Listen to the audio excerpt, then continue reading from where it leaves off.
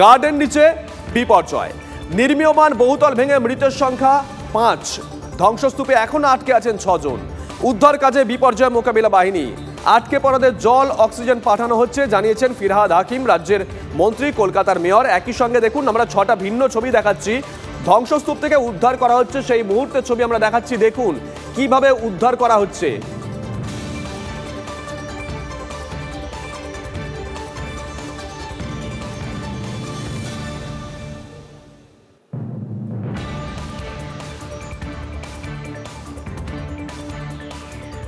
Garden নিচে এই বিপর্যয়, অভিষেক বন্দ্যোপাধ্যায় তিনি কি বলেছেন শোনাবো।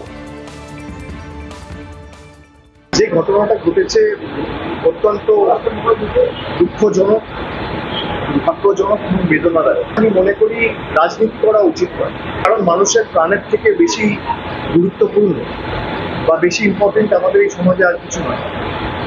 আমি তাই অনুরোধ করবো যে রাজনীতি 48 ঘন্টা পরেও হবে। আজকের ঘটনার যাতে পুনরাবৃত্তি না হয়, সর্বস্তরের জনপ্রতিনিধি, পুরসভা, প্রশাসন এবং তার সাথে কোর্ট, এই তিনটে ইনস্টিটিউশনেরই সমন্বয় থাকা অত্যন্ত গুরুত্বপূর্ণ এবং টাইট এবং স্টার্ন অ্যাপ্রোচ নিয়ে আগামী দিন কাজ করা উচিত।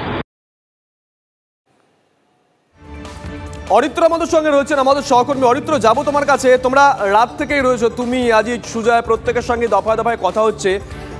ঘড়ির কাঁটা এখন 1:32, আগে সর্বশেষ আপডেটটা নিয়ে নেই।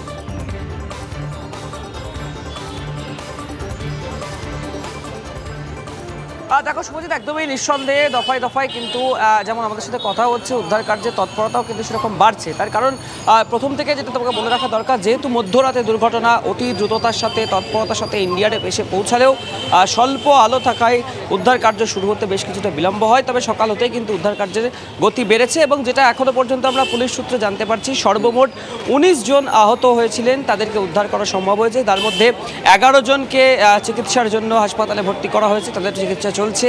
4 জনকে চিকিৎসার পর ছেড়ে দেওয়া হয়েছে এবং এখনো পর্যন্ত পুলিশ সূত্র যেটা জানতে পারছি যে 4 জনের মৃত্যু হয়েছে এই ঘটনার ফলে। দেখো অনেকটা সময় ইতিমধ্যে অতিবাহিত হয়েছে এবং এনডিআরএফ সূত্র মারফত আমরা যেটা জানতে পারছি যে আরও বেশ কিছু জনের আটকে থাকার একটা আশঙ্কা রয়েছে। তার কারণ যেটা হচ্ছে যে 5তলা বিল্ডিং, প্রত্যেকটি বিল্ডিং ধাপে ধাপে ভেঙে পড়েছে, অর্থাৎ একটার পর একটা লেয়ার রয়েছে এই দুর্ঘটনাস্থলে বা ধ্বংসাবশেষে। সেক্ষেত্রে প্রত্যেকটি লেয়ারকে গ্যাস কাটার দিয়ে কেটে, কখনো বা হাতের সাহায্যে সেগুলিকে ক্লিয়ার করা হচ্ছে এবং তার নিচে কেউ আটকে রয়েছে বিষয় সেগুলো দেখা হচ্ছে এবং এরই পাশাপাশি বেশ কিছু অত্যাধুনিক টেকনোলজি ব্যবহার করা হচ্ছে, যেক্ষেত্রে যারা নিচে আটকে রয়েছেন তাদের সাথে যোগাযোগ স্থাপনের চেষ্টা করছেন এনডিআরএফের আধিকারিকরা। তরল পানীয় জাতীয় খাবার পাঠানো হচ্ছে, অক্সিজেনের অভাব কতজন আটকে রয়েছে এবং জানা যাচ্ছে অরিত্র, যদি ব্যথা হওয়ার ক্ষেত্রে। দেখো এখনো পর্যন্ত এক্স্যাক্টলি ফিগার আউট না করতে পারলেও এনডিআরএফের আধিকারিকরা যেটা মনে করছেন যে 19 জনকে তারা এই মুহূর্তে বার করতে পেরেছেন, যার মধ্যে 4 জনের মৃত্যু হয়েছে। এছাড়াও আরও 5 থেকে 6 জন, সংখ্যাটা হয়তো বাড়তেও পারে, তারা কিন্তু আটকে রয়েছেন। তাদেরকে যত সম্ভব, যত দ্রুত সম্ভব বের করে আনার চেষ্টা করা হচ্ছে এবং তুমি দেখেই থাকবে যে এবং রাজ্যের মুখ্যমন্ত্রী ঘটনাস্থলে এসেছিলেন এবং তিনি আসার পরেই, তিনি নির্দেশ দেওয়ার পরেই কিন্তু প্রশাসনের তরফ থেকে একটা তৎপরতা লক্ষ্য করা গেল। সকাল সকাল দেখেছিলাম রাজ্যের মুখ্যমন্ত্রী মমতা বন্দ্যোপাধ্যায়, তিনি পৌঁছে গেছিলেন গার্ডেন নিচে। গার্ডেন নিচে বেআইনি নির্মাণ হয়েছে মানলেন খোদ মুখ্যমন্ত্রী। যারা বেআইনি নির্মাণে যুক্ত তাদের বিরুদ্ধে কঠোর পদক্ষেপের নির্দেশ, দুর্গতদের পাশে থাকার আশ্বাস মুখ্যমন্ত্রীর।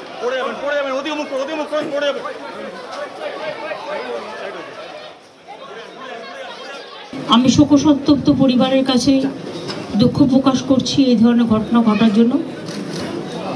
ইল্লিগাল যে কাজগুলো কেউ যদি করে থাকে তার বিরুদ্ধে অফিসিয়াল অ্যাকশন নেওয়ার জন্য আমি প্রশাসনের কাছে অনুরোধ করব। আর যে পরিবারগুলো আজকে অসহায় হয়ে গেছে তাদের পাশে তো সরকার দাঁড়াবে এবং ডিজাস্টারে সরকার অলওয়েজ হেল্প করতে পারে, অফিসাররা করে দেবেন। এবং যাদের বাড়িঘরগুলোও ভেঙেছে, গরিব লোক, তাদের বাড়িঘরগুলোও অফিসারদের আমি বলবো দেখে নিতে। মুখ্যমন্ত্রীর কড়া বার্তার পরেই তড়িঘড়ি পদক্ষেপ পুলিশের। গার্ডেন নিচ কাণ্ডে গ্রেপ্তার এক প্রমোটার, জিতের নাম মোহাম্মদ ওয়াসিম। গার্ডেন নিচ এলাকা থেকেই গ্রেপ্তার করা হয়েছে এই প্রমোটারকে। পুকুর ভরাট করে বহুতল নির্মাণ, পুরসভার অনুমতি ছাড়াই বাড়ির তলা বৃদ্ধির অভিযোগ তার বিরুদ্ধে।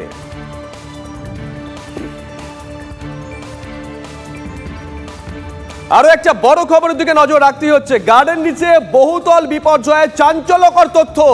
ভিত দোতলার, অথচ সেখানেই তৈরি হচ্ছিল 5 তলা বিল্ডিং। ভিত দোতলার, অথচ সেখানেই তৈরি হচ্ছিল 5 তলা বিল্ডিং। তাতেই এই বিপত্তি বলছে সূত্র। হুড়মুড়িয়ে ভেঙে পড়ে এই বহুতল। পুরসভার বিল্ডিং বিভাগ সূত্রে খবর, যে বাড়িতে দুর্ঘটনা সেটি 7-8 বছরের পুরনো। তার উপর আরো 2 থেকে 3 তলা তৈরি করতে যান মালিক ও প্রমোটার। বড় অফিসে তার জন্য আবেদন জানানো হয়, কিন্তু দোতলার বেশি ভিত না থাকায় আবেদন খারিজ করে পুরসভা। তারপরও সম্পূর্ণ বেআইনিভাবে 4-5 তলা তৈরি হচ্ছিল। ভিত দোতলার বেশি না থাকায় 4 তলার ভার বহন করতে পারেনি। তাতেই এই বিপর্যয়। পুরসভার দায় ঠেলছে পুলিশের দিকে। পুরসভার দাবি, বেআইনি নির্মাণ রোখা কার্যত অসম্ভব, কারণ স্থানীয়দের আপত্তি, মেলে না পুলিশের সহযোগিতাও। বেআইনি নির্মাণ মানলেন মেয়র। 13 বছর ক্ষমতায় এখনো বেআইনি নির্মাণের জন্য বাম আমলকে দোষারোপ মেয়র ফিরহাদ হাকিমের। কি বলেছেন তিনি শোনাবো, ব্যাক টু ব্যাক শোনাবো। বিরোধীরা তারা কি বলছেন? এটা লিগ্যাল বাড়ি না, ইললিগ্যাল বাড়ি হচ্ছিল, এবং সেই অনুযায়ী আইন অনুযায়ী যা যা ব্যবস্থা নেওয়া সেটা আমরা নেব। এটা বামফ্রন্ট আমল থেকে, এখন খুব একটা হয় না, কিন্তু বামফ্রন্ট আমল থেকে এটা এখানকার বা আরও কিছু অঞ্চল আছে যেখানে এটা একটা রীতি হয়ে দাঁড়িয়েছে। এখন আমরা ঠিকা টেনেন্সিকে অনেকটা হালকা করেছি। আমরা সব রকম চেষ্টা করি, তারপরে যদি কোন গলিতে কে ইলিগাল করছে এটা আমাদের পক্ষে জানাটা খুব মুশকিল। যদি ধরেও নিই যে বাম আমলে তৈরি হয়েছে, তো বিগত 14 বছর ধরে তো যে বাড়ির থেকে ওরা ট্যাক্স নিয়েছেন, নিশ্চয়ই বাড়িতে ইন্সপেকশন হয়েছে। যদি দেখে থাকে যেটা ইলিগাল হয়ে থাকে স্যাংশনের বিরুদ্ধে, তাহলে কি ঘুমোচ্ছিলেন পুরসভা? না পুরসভার তৎকালীন মেয়র এবং বর্তমান মেয়র তারা টাকা আদায়ের জন্য এদিক ওদিক ঘুরে বেড়াচ্ছিলেন? 14 বছর সময়টা একটানা পুরো প্রশাসনের ক্ষেত্রে খুব সামান্য ব্যাপার না।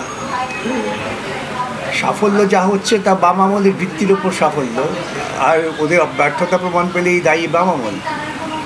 এই ধরনের রাজনৈতিক চিন্তার লোকেদের প্রশাসনে থাকার কোনো অধিকার নেই। এই যে দুর্নীতি হচ্ছে, যেখানে অর্ধেক টাকা দিয়ে দিতে হচ্ছে লোকাল লিডারদেরকে, কাউন্সিলরদেরকে, ফলে কোনো মতে ইট বালি দিয়ে দাঁড় করে দিচ্ছে বাড়ি। যে কিনছে তার পুরো জীবনটাও কাটাতে পারবে না, মাঝখানে ভেঙে পড়বে। তো এই যে পরিস্থিতি তৈরি হয়েছে, এর ব্যাপক দুর্নীতি তার কারণ। সেজন্য সরকারকে সতর্ক হতে হবে, এগুলো ইনকোয়ারি হওয়ার দরকার আছে। এবং নতুন নতুন যত ফ্ল্যাট বিল্ডিং তৈরি হচ্ছে বেশিরভাগের অবস্থা এরকমই আছে। আমার মনে হয় ক্রেতা যারা, তাদের সাবধান হওয়া উচিত, টেস্ট করে নেওয়া উচিত। সারা বাংলায় এরকম অবৈধ নির্মাণ কুচবিহার থেকে কাঁথি চলছে। গোটা কলকাতা তো কনক্রিটের জঙ্গলে রূপান্তরিত করেই দিয়েছে। আমি খুব দায়িত্ব নিয়ে বলতে পারি যে ওয়াকফের কোটি কোটি টাকা লুট হয়েছে কলকাতায়, ওয়াকফ সম্পত্তি। তদন্ত হোক, দেখতে পাবেন এগুলো সব। নিয়ম কানুন কিছু মানা হয় না, শুধু পয়সা দিলে সব কাজ হয়। পয়সা ফেঁকো, তামাশা দেখো, এটা হচ্ছে কলকাতা পুরসভা। আচ্ছা, গার্ডেন নিচে কি একটা মাত্র বাড়ি যেটা বেআইনিভাবে নির্মাণ করা হচ্ছিল, নাকি আরো অনেক বাড়ি আছে যেগুলো ভেঙে পড়া, বিপদ ঘটা, সময়ের অপেক্ষা যে কোনো দিন বিপদ ঘটতে পারে? স্থানীয় বাসিন্দারা কি বলছে শুনুন। তারা বলছেন 2 তলা 3 তলা বাড়ির অনুমতি নিয়ে হামেশাই গার্ডেন নিচে 5-6 তলা বিল্ডিং তৈরি করা হয়। তারা বলছেন পুলিশ প্রশাসনকে জানিয়েও কোনো কাজ হয়নি। শুনুন।